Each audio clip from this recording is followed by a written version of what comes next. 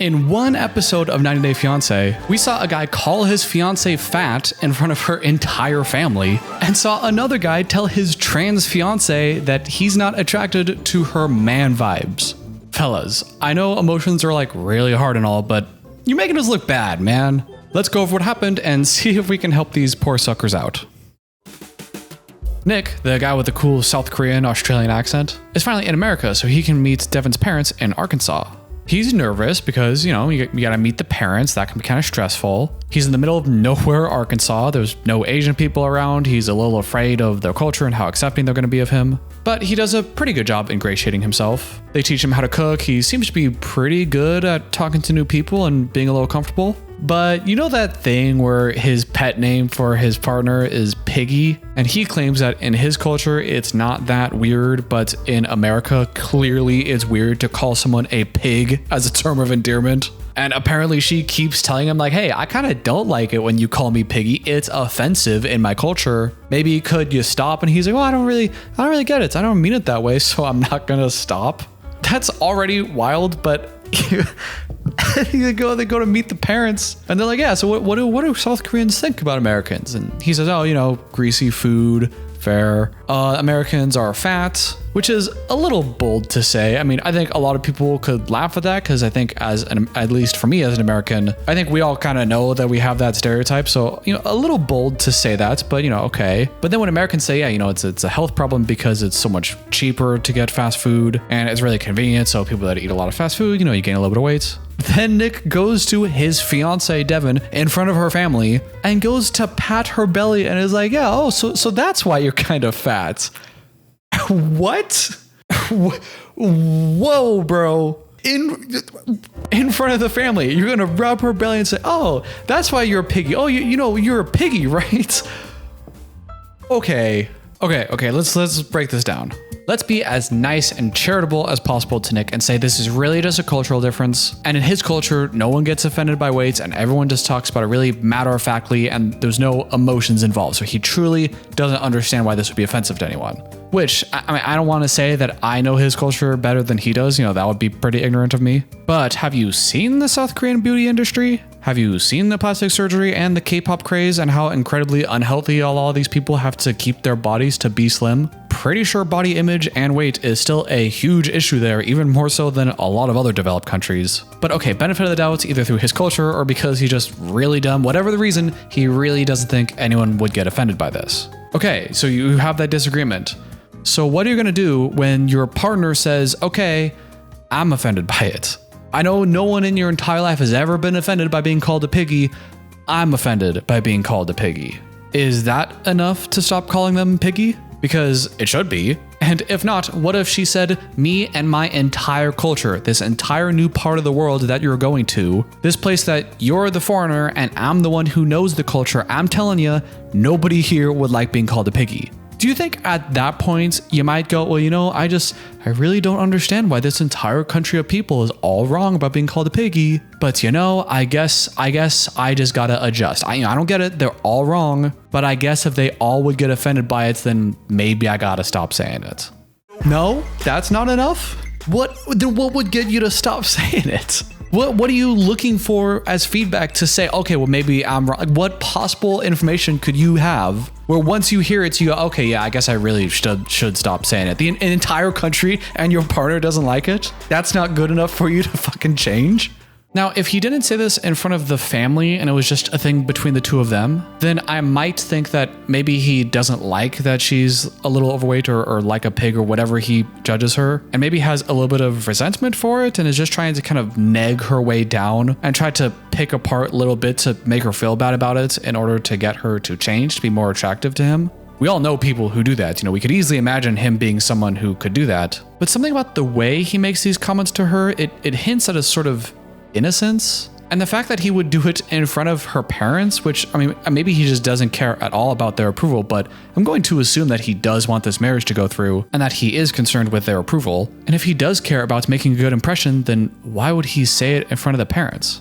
Devin mentioned in a one-on-one that she's tried communicating this before and has essentially just given up trying to win the battle on the piggy thing. Very much given up on. And I wish we got more explanation on that, because what does that mean? Is it a thing where she's like, oh, it's very funny, I don't love it, but whatever, and she thinks she's being clear and direct, when really she's just kind of being not very approving of a joke and he's not getting it? I don't know what it is, but I would love to know how they have tried and failed to get him to stop. Why do you need to call her Piggy that bad? So my advice to this couple is, for one, Devin probably needs to be a little bit more direct and put her foot down more often. Some of her family members said that Devin is not really likely to actually express how she feels, and they've learned to rely on her body language and more subtle cues to figure out how she's feeling. And while that might work most of the time if someone was really attuned to you, obviously it's not good to rely on other people reading between the lines to figure out how you feel. Especially if you're going to date someone overseas and there's a cultural and a language difference, you really can't be relying on the subtleties. You gotta be more direct. And my advice to Nick is, obviously, stop calling her Piggy, bro. Stop calling her Piggy, and if you feel like she's being kind of like, I don't really like it, then it's kind of your job also to extract what she wants out of her. If you're with someone who's not very forthright and, they're not really strong in how they express, and that they have a weakness in that, maybe they're not very comfortable with it, or they're just not very skilled in it, it's a little on you to double check and say, hey, really, tell me how you feel. I want to know how you feel. You got to set that space. You can't just go, oh, well, she didn't say no that strongly, so she must not really care. I'm just going to keep calling her Piggy. No, you actually have to care what she wants and not just care about what you're allowed to do and what you can get away with. Just ask her, hey, how do you feel about me calling you Piggy? Oh, you don't really like it? Would you prefer if I didn't call you Piggy? Oh, you would? Well, okay, maybe I'll stop calling you Piggy. It's not that hard.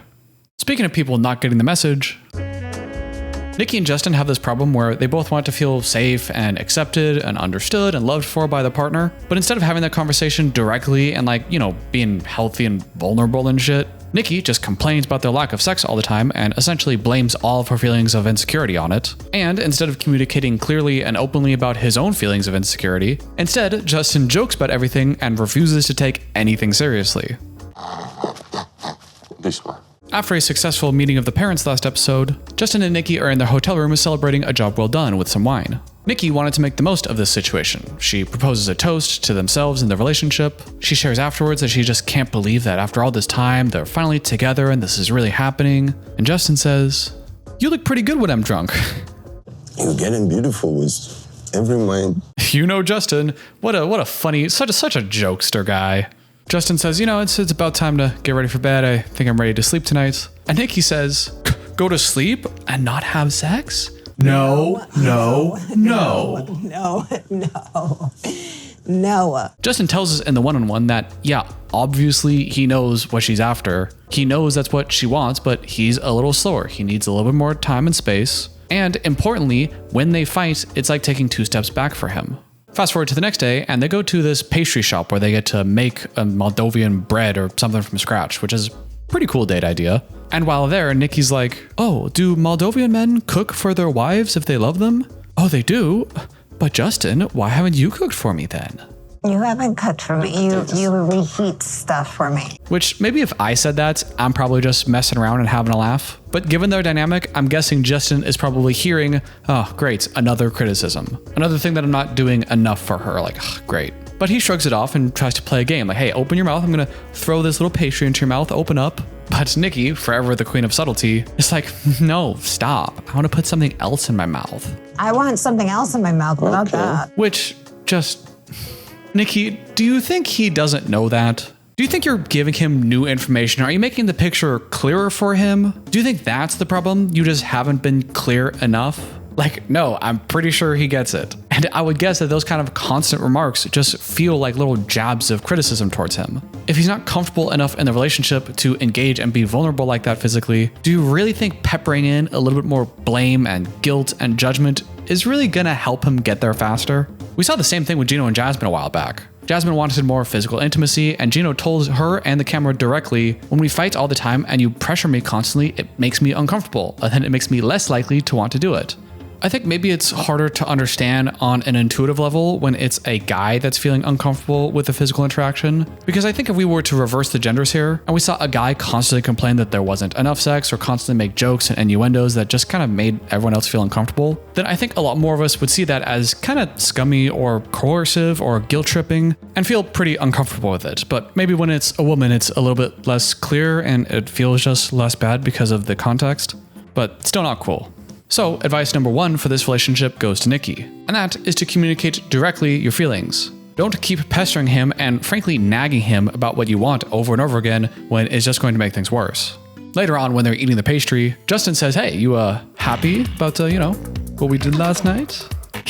Last night, 3 a.m. in the dark when we were asleep and you weren't expecting it at all? Wasn't that romantic? 3 a.m.? Really? Come on! It's not special to me. So it's not just the physical part.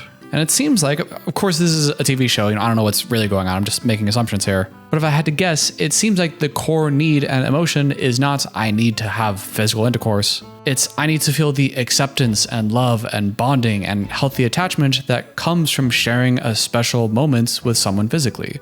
There was the core need, and then there was one way that core need can be met. And when you spend all your energy criticizing and complaining that the way you would like to get your needs met isn't happening, it just kind of sounds critical. It's hard to really empathize with that because, okay, you want something and I don't want it, and I'm supposed to be guilt tripped? I'm supposed to feel bad for you and do it? You're just supposed to pester me and nag me until eventually I just give up because I don't want to deal with it? And it's also just not very clear because then you get Justin in this situation who thinks that because he woke her up at 3 a.m. to get it in, and now he's going to think he's solved all the problems and now the relationship is great because he must have finally satisfied her needs, when in reality, it wasn't really a physical thing to begin with. Justin seems to really think, I don't know how he's this naive and inexperienced enough to really think that this is a thing worth celebrating, but he seems to really believe that he did everything that she asked for. She wanted intercourse, they had intercourse, now the problem is solved completely and they can just move on like the relationship is all happy now. But the core wound of wanting it to be special and feeling bonded and connected, that goal wasn't met. Now she's still unhappy, and it would make sense if now he feels like, well, I keep trying and it's never good enough for you. You complain forever that you want to do it and then we do it and now you're still mad at me. Like, what do you want me to do? So, Nikki, stop talking about sex all the time like that's the be all end all, because it clearly isn't. If you want to feel loved and attached and safe and all that stuff, then you got to talk about that instead. Which, to be fair, she kind of has done, usually after a fight has already started. And he says, well, I need time. Then she'll say, well, I need to feel at least like you like me. I need to feel accepted. And that's good. That's in the right direction. But maybe try communicating that when you're not yelling at him about it. And Justin, I got 2 things for you, Justin. 1, you can't keep joking about everything. If you're trying to be serious or you're trying to have a real conversation, if you just joke about it and brush it off, you're kind of saying whatever you were trying to say, whatever point you were trying to make, I don't really care. Because if you cared, then you would listen and you would try to understand because you want to understand. But if you see everything as a joke to just brush off, it's like, then don't be in a relationship. Secondly, and I know this is a little bit of a language barrier and a little bit of a cultural thing, I guess, but if she says that she's worried that you don't like her because she's trans, and she's really insecure that you don't see her as a woman and can't like her like that, then maybe you should be a little bit more sensitive when you tell her that it's hard to have sex with her because she gives you man vibes. A feeling from you like man vibes. That's such an offensive thing to say that the only thing Nikki can do is just laugh and say, I fucking hate you. I can't hate you. But then she says, hey, I'm not on your social media. I feel insecure that you're hiding me, which again, it's not really a social media thing then, right? It's about the core feelings, the insecurity, could be a little bit more direct there. But although he's hesitant, Justin then says, okay, let's do it together, and takes out the phone and puts himself in a relationship in front of her. So that was pretty cool. Then later they go to wine tasting, get drunk, and talk really inappropriately to each other in front of this guy. And his face, I think, summarizes all of us watching at home. That's all I got for today's video, and let me know what you thought about any of these couples in the comments down below. And if you like this video and you enjoy my content, make sure to hit subscribe, hit the like button, ring the bell for notifications, and every comment helps the algorithm. Thank you, and I'll see you in the next one.